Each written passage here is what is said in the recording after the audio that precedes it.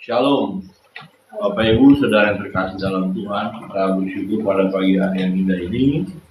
Ya, walaupun cuaca hujan ya, kita boleh memuji, menyembah, memuliakan Tuhan. Pembacaan firman Tuhan terambil dari Matius pasal 14. Kita lanjutkan pembacaan kita dari ayat pertama sampai dengan ayat yang ke-12. Matius pasal 14 tentang Yohanes Pembaptis dibunuh. Ayat 1 saya baca, ayat 2 Bapak Ibu Saudara yang terkasih dalam Tuhan yang mengikuti Zoom, juga yang mengikuti melalui TikTok boleh membacanya ya, saya membaca ayat pertama, ayat kedua. Bapak Ibu Saudara terkasih dalam Tuhan, Yohanes Pembaptis dibunuh. Pada masa itu sampailah berita-berita tentang Yesus kepada Herodes, raja wilayah. Lalu ia berkata kepada saudara-saudaranya, inilah Yohanes Pembaptis, ia sudah bangkit dari antara orang mati, dan itulah sebabnya kuasa-kuasa itu bekerja di dalamnya. Sebab memang Herodes telah menyuruh menangkap Yohanes, membelenggunya dan memenjarakannya berhubung dengan peristiwa Herodias, istri Filipus saudaranya. Karena Yohanes telah menegur-nya, katanya, tidak halal engkau mengambil Herodias. Herodes ingin membunuhnya, tetapi ia takut akan orang banyak yang memandang Yohanes sebagai nabi. Tetapi pada hari ulang Herodes menarilah anak perempuan Herodias dengan mereka dan meninggalkan Herodes. Sehingga Herodes bersumpah akan memberikan kepadanya apa saja yang dimintanya. Maka setelah dihapus oleh dia, anak perempuan itu berkata, berikanlah di sini kepala Yohanes Pembaptis di sebuah kapal. Lalu sedihlah hati raja, tapi karena sumpahnya dan karena tamu-tamunya diperintahkannya juga untuk memberikannya. Disuruhnya menjual kepala Yohanes di penjara. Dan kepala Yohanes itu pun dibawa orang di sebuah talam, lalu diberikan kepada gadis itu, dan ia membawanya kepada ibunya. Kemudian mengambil mayatnya dan menguburkannya. Lalu pergilah mereka memberitahukannya kepada Yesus. Amin. Demikian jauh pembacaan firman Tuhan. Nah, Bapak Ibu sudah terkasih dalam Tuhan, dalam bagian ini kita melihat satu peristiwa yang mengerikan ya. Nah, di pasal 14 ini, Matius pasal 14, Yohanes Pembaptis sudah dibunuh ya, dan keterangannya yang ayat yang ke-3 dan seterusnya. Nah, ayat pertama dikatakan pada masa itu sampailah berita-berita tentang Yesus kepada Herodes raja wilayah. Lalu ia berkata kepada pegawai-pegawainya, inilah Yohanes Pembaptis, ia sudah bangkit dari antara orang mati, dan itulah sebabnya kuasa-kuasa itu bekerja di dalamnya. Sebab memang Herodes telah menyuruh menangkap Yohanes, membelenggunya dan memenjarakannya berhubung dengan peristiwa Herodias, istri Filipus saudaranya. Jadi waktu Herodes mendengar tentang Yesus, ya dia berkata, wah ini Yohanes yang sudah bangkit, berarti Yohanes sudah dibunuh, ya, sudah dipenggal kepalanya. Kemudian ketika orang memberitahukan kepadanya tentang pelayanan Yesus, ya, tentang mujizat yang Yesus lakukan, dia berpendapat bahwa Yohanes Pembaptis itu yang sudah bangkit, ya. Tetapi itu hanya tanggapan daripada Herodes, ya, sebab Yohanes Pembaptis tidak bangkit, ya, dan Yesus bukanlah Yohanes Pembaptis. Nah, yang hal kita lihat penjelasan bagaimana matinya Yohanes Pembaptis ini sangat mengerikan sekali, ya. Yohanes Pembaptis ya ditangkap kemudian dipenjarakan, itu masalahnya hanya karena Yohanes menegur Herodes di ayat 4. Karena Yohanes pernah menegurnya, katanya tidak halal engkau mengambil Herodias. Herodes ingin membunuhnya, tetapi ia takut akan orang banyak yang memandang Yohanes sebagai nabi. Nah, kita mau melihat bagian ini bahwa kita harus waspada terhadap sakit hati atau kemarahan, ya. Kita melihat bahwa Herodes tersinggung, sakit hati, ya, ketika dia ditegur oleh Yohanes Pembaptis. Nah, memang tidak mudah seorang yang menegur orang lain. Ketika orang lain melakukan hal yang salah, kemudian seseorang menegur yang salah, ada kecenderungan juga orang yang ditegur tidak menerima teguran itu, justru sebaliknya marah. Nah, seharusnya ketika seseorang menegur kita, ya, kalau kita lagi melakukan kesalahan dan ada orang menegur, harusnya kita bersyukur, harusnya berterima kasih bahwa saudara kita itu sudah menegur kita. Tetapi anehnya ada kecenderungan manusia tidak suka ditegur, ya, tidak suka diingatkan, ya, dan gampang tersinggung, sakit hati. Nah, waspada dengan sakit hati, karena waktu seseorang mulai sakit hati, maka keinginannya sesungguhnya adalah hendak membunuh orang lain, yaitu membunuh orang yang menyakitinya. Nah, lihat di ayat 5, Herodes ingin membunuhnya. Herodes ingin membunuhnya. Nah, kenapa dia sampai ingin membunuh Yohanes Pembaptis? Hanya karena masalah ditegur, tidak halal engkau mengambil Herodias. Nah, Herodias itu adalah istri saudaranya, yaitu Filipus. Jadi waktu Herodes mengambil Herodias, katakan itu tidak baik, itu tidak halal atau tidak benar, cara itu tidak benar. Mengambil istri saudaramu itu tidak baik. Tetapi tanggapan Herodes apa? Ya, tanggapannya negatif, ya, marah, ya, sakit hati, dan kemudian ingin membunuh. Nah, saudara yang terkasih dalam Tuhan, kita, ya, harus waspada ketika kita memberi peluang, ya, kepada kuasa kegelapan untuk kita tidak menerima kebenaran, tidak menerima teguran, tidak bisa menerima nasihat, maka hati kita akan terbuka kepada kuasa kegelapan, ya, kuasa iblis. Mulai sakit hati, ketika kita mulai sakit hati, mulai merancangkan hal yang jahat. Itulah yang dilakukan Herodes.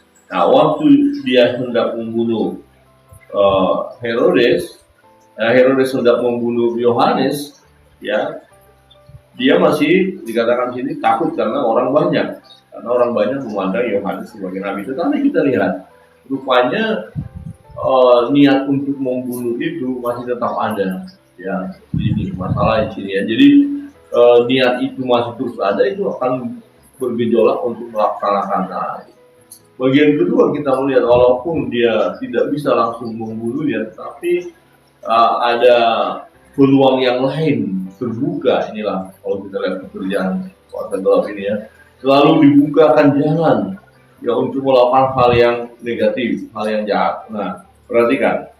Tetapi dikatakan ayat 6, tetapi pada hari ulang tahun Herodes menarilah anak perempuan Herodias di tengah-tengah mereka dan menyukakan hati Herodes, sehingga Herodes bersumpah akan memberikan kepadanya apa saja yang dimintanya. Maka setelah dihasut oleh ibunya, yaitu oleh Herodias, ya, dihasut oleh ibunya, anak perempuan itu berkata, berikanlah aku di sini kepala Yohanes Pembaptis di sebuah talam. Jadi tadi Herodes takut membunuh Yohanes Pembaptis karena orang banyak mengetahui bahwa Yohanes Pembaptis adalah nabi, tapi untuk menggolkan keinginan daripada Herodes untuk membunuh Yohanes, ya, terbuka jalan. Nah, terbuka jalan ini aneh, ya, tapi memang kenyataan itu selalu kuasa kegelapan itu bekerja ini supaya berhasil rancangan jahat, ya, kejahatan yang akan dilakukan oleh Herodes. Maka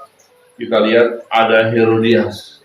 Herodias menghasut anaknya, ayo kamu menari, ya, setelah menari nanti minta hadiah, karena memang Herodes minta apa saja yang diminta oleh anak perempuan daripada Herodias akan dikabulkan. Nah, ini kan permintaan aneh nih. Oh, masa ketika ditanya apa permintaanmu, saya mau kepala Yohanes. Wah, ini kan mengerikan sekali. Tetapi itulah selalu ada cara untuk ya menggolkan niat jahat itu. Nah, dari mana itu ide-ide itu? Itu dari kuasa kegelapan. Jadi hati-hati ketika ada ya sakit hati, kemudian keinginan untuk membalas. Nah, nanti peluang-peluang untuk membalas itu selalu terbuka. Nah, itu pekerjaan iblis ya, selalu dibukakan untuk akhirnya oh, ya terselesaikan rancangan jahat itu. Ya, dan kita melihat walaupun dikatakan di sini lalu sedihlah hati raja, tetapi raja sendiri sebenarnya sangat ingin membunuh Yohanes Pembaptis. Nah, tetapi karena sumpahnya dan karena tamu-tamunya diperintahkannya juga untuk memberikannya. Jadi akhirnya tidak ada lagi keraguan dari Yohanes Pembaptis untuk membunuh Yohanes. Tidak ada keraguan bagi Herodes untuk membunuh Yohanes Pembaptis. Kenapa? Karena Herodes sendiri sudah berjanji. Jadi janjinya, sumpahnya menguatkan dia untuk melakukan kejahatan itu, untuk melakukan pembunuhan kepada Yohanes Pembaptis. Jadi, wah ini tidak mungkin saya tidak mengikuti apa yang dikatakan oleh atau diminta oleh putri Herodias.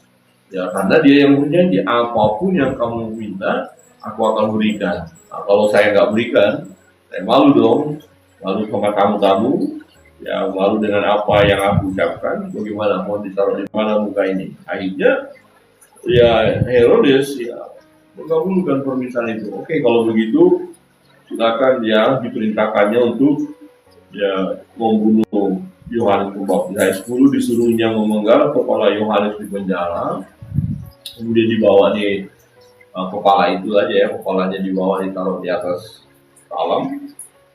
Wah, ini satu hal yang sangat mengerikan. Dan memang Bapak Ibu Saudara, perbuatan-perbuatan jahat atau perbuatan yang dikuasai oleh kuasa kegelapan itu sangat mengerikan. Ya, sangat mengerikan. Untuk itu kita harus waspada ya. Jangan sampai kita membuka hati kepada pekerjaan-pekerjaan kuasa kegelapan ya. Kebenaran firman Tuhan mengingatkan kita supaya kita waspada terhadap sakit hati. Jangan berikan ya, jangan beri kesempatan kepada iblis untuk menguasai kita sehingga kita akhirnya melakukan hal yang jahat. Jadi waspada terhadap sakit hati. Nah, memang semua manusia ya, kalau manusia ya pasti pernah sakit hati dan bisa sakit hati karena hati kita ini kan sangat ya, sensitif juga ya. Kalau disakiti ya siapa nggak sakit, tapi kita perlu berjuang ya. Nah, kalau kita melihat bagian ini adalah Yohanes Pembaptis melakukan hal yang baik dan benar. Ya, dia hanya menasehati, menegur Herodes, tetapi Herodes tidak terima ditegur. Nah, ini kecenderungan orang tidak mau ditegur. Nah, ini jangan kita ikuti apa yang dilakukan oleh Herodes. Kalau ada orang lain menegur kita, menasihati kita, kita harus membuka hati begitu dan berkata terima kasih sahabat, terima kasih Bapak Ibu, terima kasih saudara sudah mengingatkan saya bahwa jalan yang sedang saya jalani saat ini adalah sesat. Ya, terima kasih sudah mengingatkan dan saya mau bertobat, saya mau tinggalkan jalan itu. Harusnya itu yang dilakukan. Ya, jadi kita harus mau menerima nasihat. Ya, apalagi kebenaran firman Allah, kita harus membuka diri kita untuk melakukan firman itu. Nah, yang kedua waspada. Kalau kita terus biarkan sakit hati, kegagalan pertama untuk melakukan hal yang jahat, ya tidak berhenti sampai di situ. Ya, ada peluang-peluang yang ditawarkan oleh kuasa kegelapan untuk kita akhirnya tetap melakukan hal yang jahat.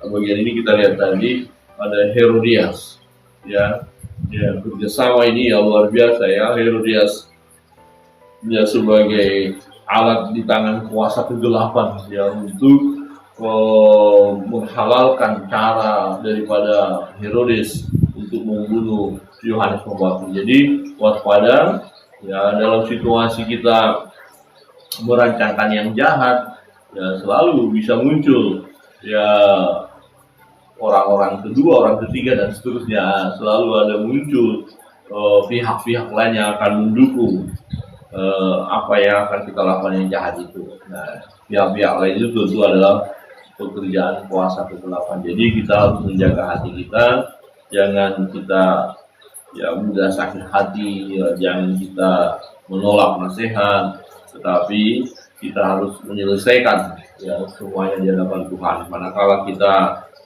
dinasehati seseorang, maka kita harus menerima nasihat itu dan ya melakukannya sehingga kita akan diberkati.